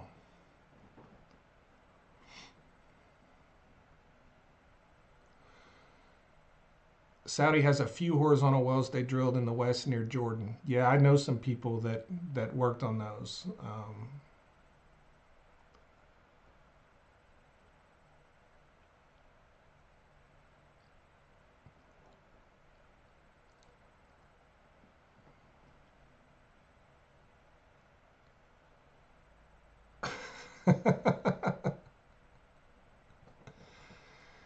It's claimed that 90% of the oil is still left in the ground in where? I don't have my glasses on. Somewhere in Texas. Uh, yeah, there's a lot of claims. Uh,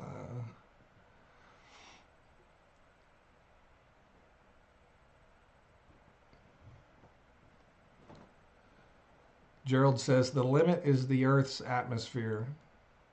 I mean, you're not wrong. I mean, you're not wrong about that. Gaza has it all, according to Trump. You know, I did see where Trump's idea was rejected by the folks over there as far as what he wanted to do with Gaza.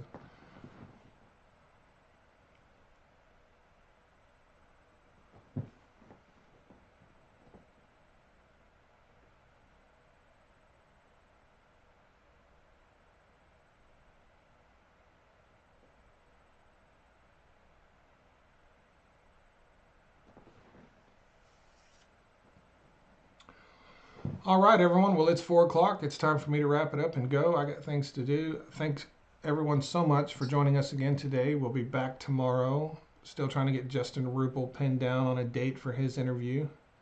But appreciate all the gifts. Thank you for all the questions. Thank you for your support. And we will see you guys tomorrow. Jill? Thank you, everyone, for the gifts. Have a great day. Bye, everyone. Bye, everyone.